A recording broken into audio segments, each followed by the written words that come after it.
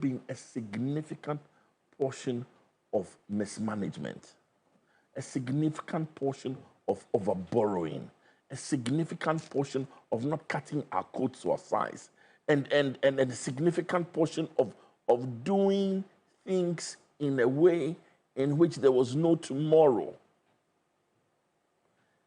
That is the problem. And when you add this to the fact that in the north of this country, the rains failed. They didn't come on time. In the north of this country, there's a famine on. In the breadbasket of this country, things are not right with our Greek. When you look on the other side and see cocoa production, it's 30% of what it was in the years past.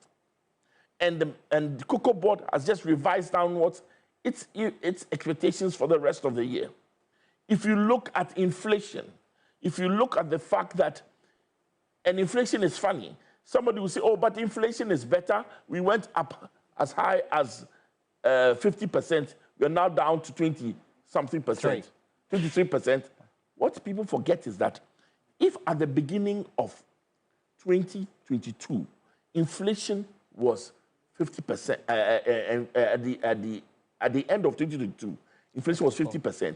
It meant that what you bought in January for 100 cedis, you buy for 150 cedis. If at the end of 2023, it had dropped to 30%, right? It's not 30% of the 100 cedis, it's 30% of the 150 cedis. So now you jump up to what? Another 50 cedis comes to add, 53 cedis, so you jump up to 203 cedis. And if now it is 26%, it is 26% of the 203 cedis, which is 240 plus. Inflation has taken us from something that we bought for 100 cedis, taking us in 2.5 years. We are buying it for 240 cedis plus. Think of drugs. Think of food. Think of rent. Think of clothing. Think everything. We're in a bad space.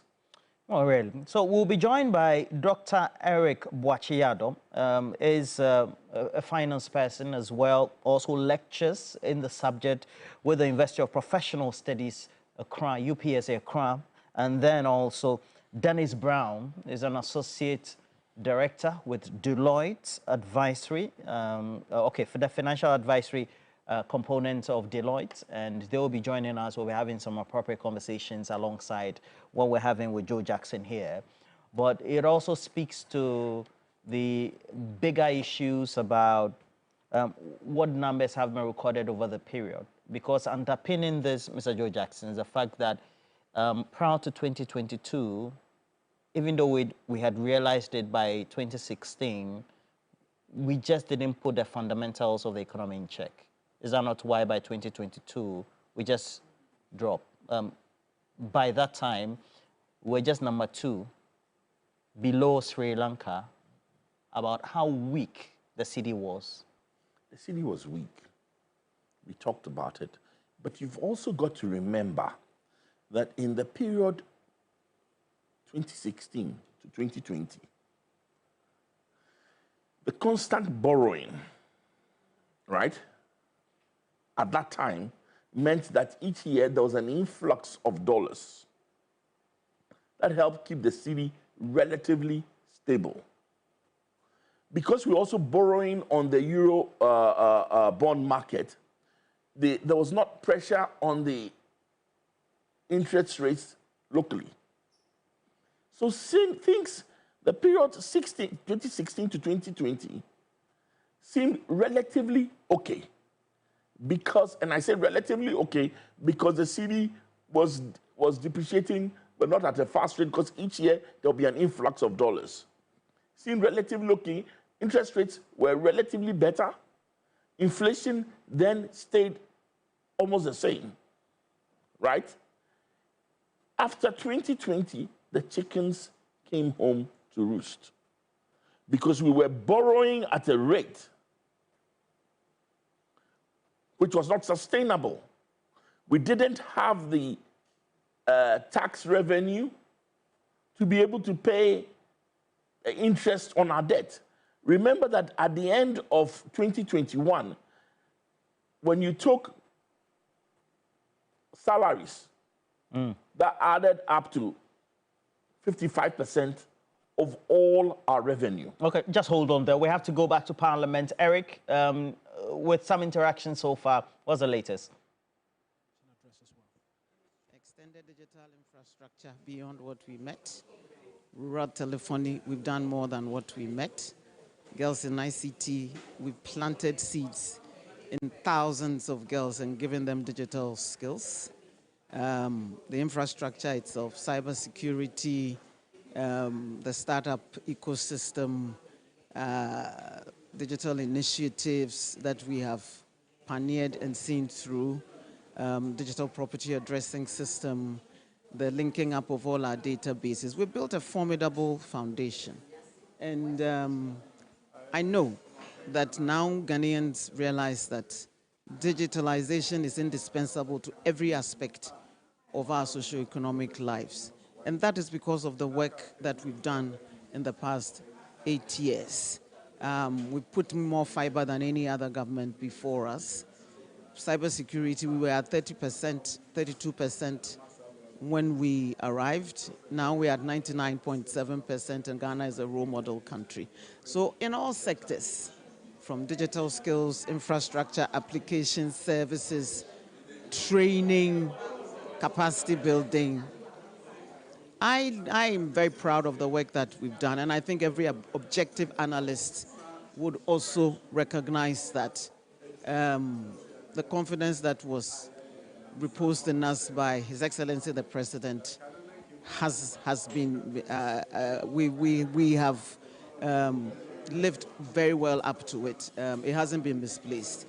And so I'm leaving with my head held up very high. And I know that what we've done, whoever succeeds me in the ministry can only build upon it and improve upon it for the betterment of the people of Ghana. Still on your sector, we know that you've launched 5G as well. It's expected to begin implementation. Some make the argument that we are yet to see it come fully into force despite it being launched. How do you respond to that, and possibly why were not people make the argument they're not seeing it on their phones? People didn't listen when we were launching it. It's a wholesale infrastructure. We've built it. It's now up to the telecoms companies to buy capacity from it and deliver it on to their subscribers. I've done my part. The rest of it is left to the telcos and NGIC. I know I've delivered on my mandate. Delivered on your mandate. We cannot leave you without talking about the 9th Parliament and the fact that you, one of the strong women who've served in Parliament for quite a while, will not be there. I mean, the big question being asked is what went wrong this time round for you in your constituency? Have you been able to do a quick post-mortem as to really what transpired? I think you'll have to ask the constituents and not me. I know, and I'm very confident that we did an excellent job there, but it's up to them to decide whether they want me to continue or not. They've chosen to go with someone else. So, but from all the feedback that I have gotten, they don't regret my tenure in office. There's tangible evidence of the developmental work that we've done there. And let's see what the next person can also do. But I'm very, very proud of my legacy there. Will we be seeing you make it? Ablekuma West is bigger than Dansuma. Yeah. Will we be seeing you make a return in the future, possibly? Right. When the people miss you? Right. As for missing me, they'll miss me. They've already told me. And you've had interactions with them where they say they're going to miss you? Quite a few have told me that they'll miss me.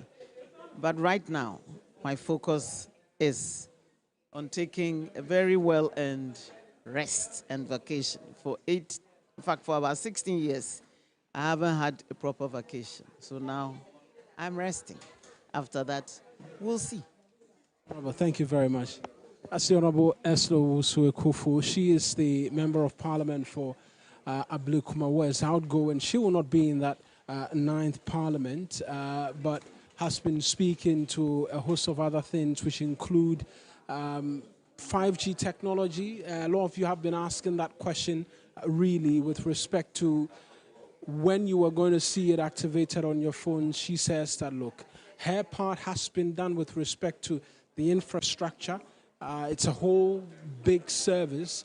And so now the telecom companies need to be able to enroll on it with respect to what you should be seeing when it comes to 5G services as well. But with respect to what it is that we're expecting, we get the indication as well that the Vice President has arrived now and will be, has made his way into Parliament. We'll get full confirmation really with respect to what it is. But we also know that Joseph Osei-Wusu is as well making his way to Parliament. We'll seek to get his thoughts as well with respect to expectations ahead of the President's final State of the Nation address, and then be able to pick thoughts for you as well in respect of exactly what's expected, what's expected to happen. But for now, like I mentioned, there's expectation that any moment from now, members of Parliament have begun trickling in.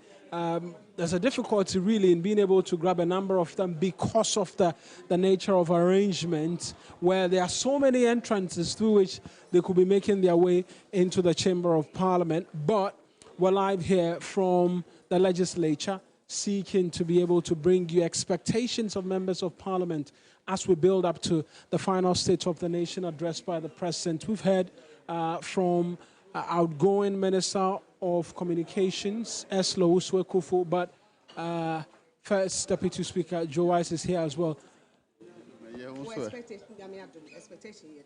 Oh, Ghana Constitution say, Omanpenyi, na Juma Berry ya, Omebua Kunta. And the State of the Nation address, large yana ya kuntabu. Timmy anymore and say, and no more horror away in Fine from me. The Shishay, the Sika Semedru, the Indian Swakudu, and one over wire money. What by Akubu, as in the next Parliament, it be first year, 7th January. 6th night, midnight. Would you could we? What would you say? I couldn't tell you Ghana for much me and then what's your expectation for the next Parliament? And I'm on Pennybakanina, Kuntabu.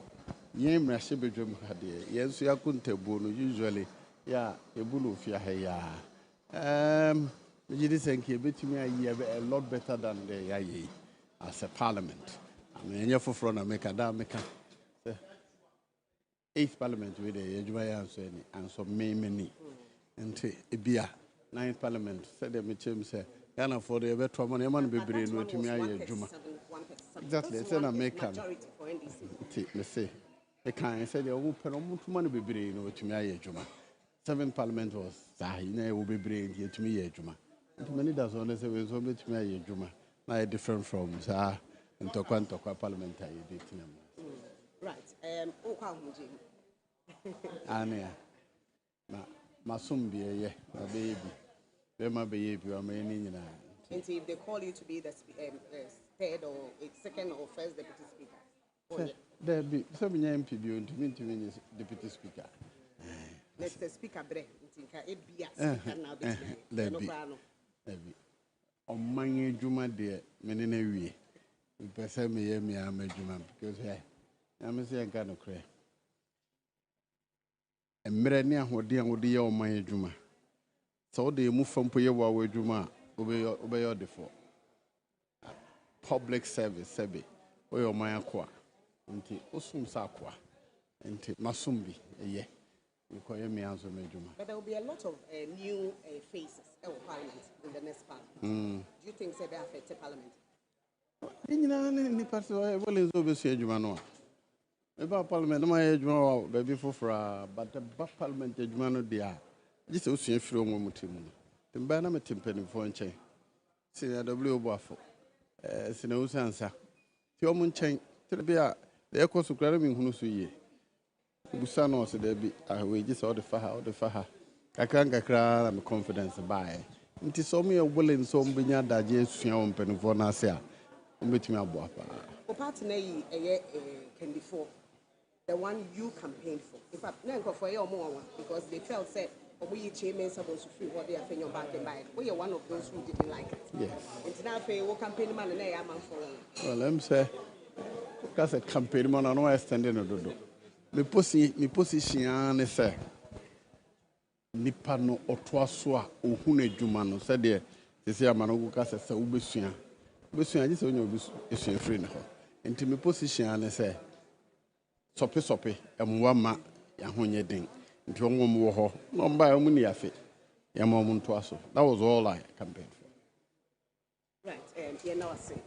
Honourable, if we could just a few words in English in terms of expectations ahead of today, and then perhaps we'll pick off a lot later on other matters. What do you expect from the President today to his final State of the Nation address? Well, like the State of the Nation as of today, a State of the Nation as he is leaving it, right? So it is accounting for where do we stand in these numbers, where do we stand, where did we take it from the last year. If he were continuing, would have done that in March. But because he is leaving, he is required by the Constitution to come and give account of the last 4 years. So I expect that he'll give an account of what we've done in the last 4 years. In terms of the 9th Parliament, you are on record to have said that you've not been so pleased with the work done by this 8th Parliament. Your expectations for that 9th Parliament, considering the attrition rates that we've seen and the concerns across the divide that it could affect the work of Parliament, particularly on your side where there are quite a number of new faces and the leadership which some of you had will not be present in helping to keep the government on its toes? The first thing is that I believe strongly that if you have a person who is willing to learn, within a short period, they will master the game. Right? So my expectation that with the large numbers on one side, they should be able to set goals they can achieve. You may have heard me argue earlier that I'm not happy with this 8th Parliament. I'm not satisfied because we wasted too much time on frivolous matters. This is the 9th Parliament is new in structure, and this structure should give them the opportunity to work harder than we did in the 8th Parliament. And in terms of the leadership, we've seen it maintained as well. What's the resolve you have that they can be able to lead the NPP business on the floor of the House and being able to police the incoming government? Well, my position has been that consistency and the length of in leadership helps to strengthen the leaders. And so that was my argument, that 6 months you bring in new people with no experience, it doesn't help the leadership. So I advocated that they should let those who are in power continue. Let those who can and those who are in charge now continue. Because in the last 8-9 months, they have learned the rules. They have mastered a little, but they need a consistency to be able to perform better. Your party has formed, what, a 12-member committee investigating the outcome of the elections. Your expectations of them as they begin work? I expect that they will make time to listen. We are the players. We are supposed to understand how did it happen that we appear to have lost the loyalty of our everyday members. And you can learn and understand that if you are patient to listen to people. And I think that I'm confident that those who have been asked to will listen to particularly those who were ordinarily loyal to us, ordinarily voted in mass for us. How did it happen that so many of them stood back? How did it happen that many of the people who ordinarily would run queue to vote for us did not come out to vote? Those are the critical things that will form, and I'm confident that they will have the people, many of them have been operational before. Professor Michael Kwe has been an MP, has been a leader, a speaker. He has been at various party levels. Vanto as being a player from the ground. So I know that they can listen and advise us. What did we not do right to make our party people ordinary, those who are ordinarily loyal to us, not come out to vote? You're retiring from Parliament. Is it goodbye in its entirety to any form of public service? And what's the next line for you in terms of action? It's to retire into private service. Yes, you put so much into public service, the returns are peanuts, and you're even disrespected because you're paid the peanuts that you work for. So if you put in half of what you put in public service in your own business, you become wealthy. Thank you very much, Honorable. Let's speak to the Honorable Haruna Idrisu as well, who is here. Honorable, many thanks for joining us. You're live on TV3. Expectations ahead of today, the President delivers his final State of the Nation address? Nana Dankwa Akufo-Addo, 8 years monumental failure as expressed by the Ghanaian people in the 2024 presidential and parliamentary elections. He's not been able to meet the aspirations of Ghanaians. That imposes huge expectations on President-elect John Dramani Mahama. But what today symbolizes is an enduring, resilient democracy in a fragile economy. Our democracy is growing, and our democracy remains a model for many West African countries, if not in the world. But our economy is at its poorest best. And that imposes, as I said, a burden on President-elect to come and address the growing unemployment, the growing hopelessness of our country. It's my prayer and wish that John Dramani Mahama will convert the arrogance and intolerance of the MPP into strength of will. And he would also endeavor as president to build new momentum, new enthusiasm to spur the economy on a growth that allows for employment generation. And more importantly, exact accountability for and on behalf of the Ghanaian people. Thank you. Thank you very much. That's the Honorable Haruna Idrisu as well speaking to us today. And so we're beginning to see a lot more of the members of Parliament. Well, so Eric having that conversation there, and stemming from all that, you know, as like we had 5G and all, even though it hasn't fully taken place. But we've had also the Vice President arriving just some minutes ago, and he just climbing up the stairs of Parliament, or Parliament House itself. And appropriately, Dr. Mahmoud Baumia, the Vice President of the Republic of Ghana. I will bring you more sights and sounds, and then also many interactions with very appropriate members of Parliament, as well as members of the diplomatic corps and other guests who have been invited to witness today's proceedings, the last State of the Nation address by Nana Dankwa Akufo-Addo, the President of the Republic of Ghana. And we were on a certain trajectory in our conversation. And it also means that when we have to make some of these refrains, there's a lot that we need to take a relook at in terms of how we get out of this. You're very right. And there's a proverb, I can't proverb that I like. It says, "Ma monizin which is called ma can not the abomban." To it, what has happened, right? What has been gone, wasted, is gone.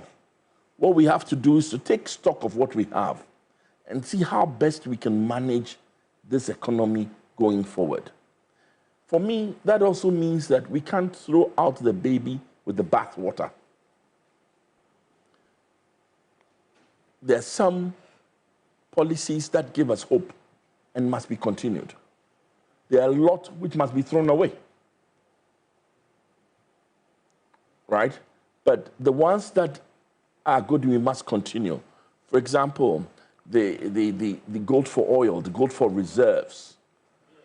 That is a policy we must continue. The gold for oil, gold for reserves? Yes. The two of them? The two of them. That's a policy we must continue. That's a policy that has enabled us go, at the beginning of the year, we're down to 0.8%, 0.8 months of reserves. By October, we're up to over 5 months because of this gold for reserves policy.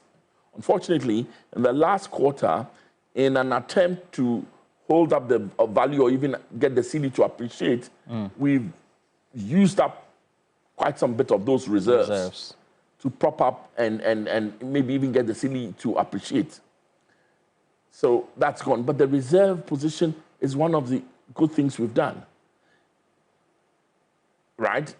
The implementation of these policies may not have been as good as they could have been.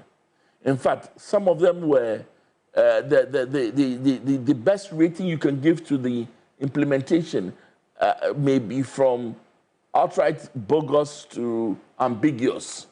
But even with that, we have delivered some good. We have delivered some results. And it's important that... So you're saying the policies were well-intentioned. It's the implementation that have been fraught with some difficulties. See... Well, hearing the president just being ushered to Parliament, and then we'll be inspecting the Guard of Honor just at the entrance of Parliament House, as you can see on your screens. And Komla, appropriately, it looks like the ceremony, by way of what the protocol is about to start.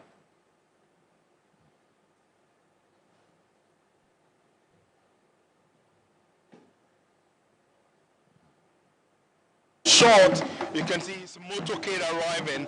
This is the last State of the Nation address that the president is giving, and in a few days' time, his administration will be aspiring, giving way to the new incoming administration by the NDC. Just in short, he's been led by his riders. This is how it's almost like all the time when he's appearing. You can see his dispatch from your shot just far ahead, but being led also, the procession is by the horses from the Ghana Police Service right there in your shots.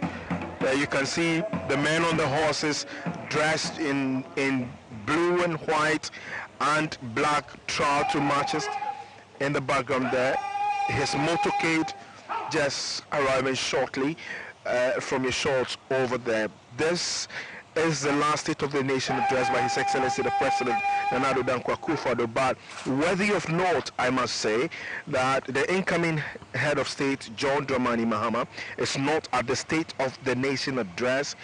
From what we understand, he is not in the jurisdiction, but the President is just arrived now in his vehicle. Vice had arrived a short while ago with his spouse, Samira Baumia. So the doors have been opened for His Excellency the President Nana Addo Dankwa Akufo-Addo and his wife Rebecca Akufo-Addo, who just stepped out of the vehicle. But the President would be receiving the state salute before en routing into the chamber, or being ushered into the chamber. You can see the IGP in your shots there, the CDS, they're all there in your shots. All would be given. These are state protocols, or the protocols that goes with him when he is to give the State of the Nation address.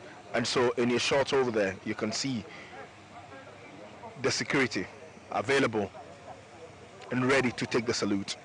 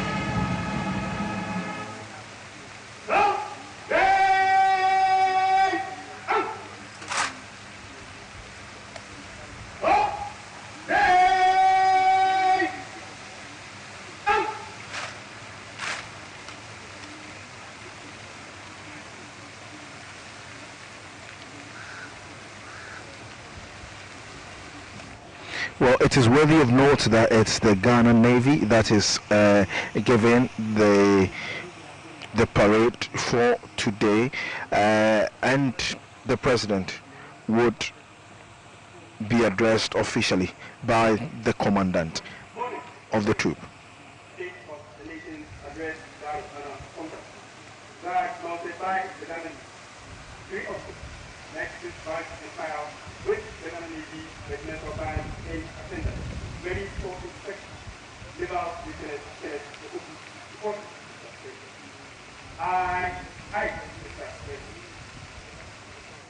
So Naval Lieutenant Colonel Opoku is the one leading the guard of honor. So the president would now go and do the inspection of the guard of honor, and he would be aided by the IGP, the CDS, and there from your shots you can see him doing the inspection of the guard of honor right over there. So the president, yes, this is his last State of the Nation address for his 8-year non-renewable term, which is in the very last one, and in some few days his term will expire, and he is doing this in front of the 8th Parliament of the 4th Republic. And yes, the expectation is for him to give a stewardship of what he has done for the country in the last 8 years. See him dressed beautifully in his black suit and white shirt, with the black tie to I mean, one of the favorite clothes that he wears very often is his love for the black suit and white shirt.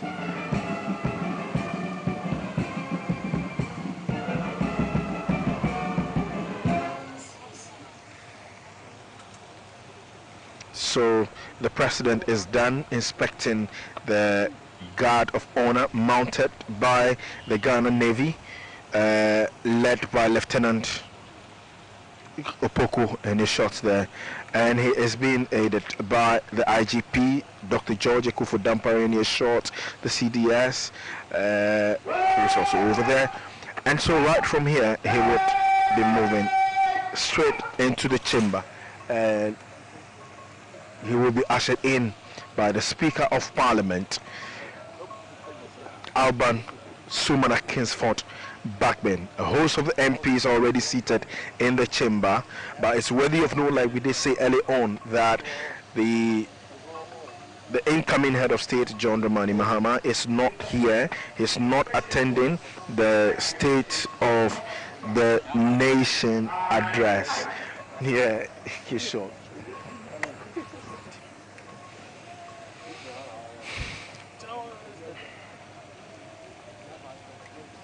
Well, it's also worthy to note that, yes, of course, I mean, in giving stewardship of what he has done for the 8 years, the expectation of many is that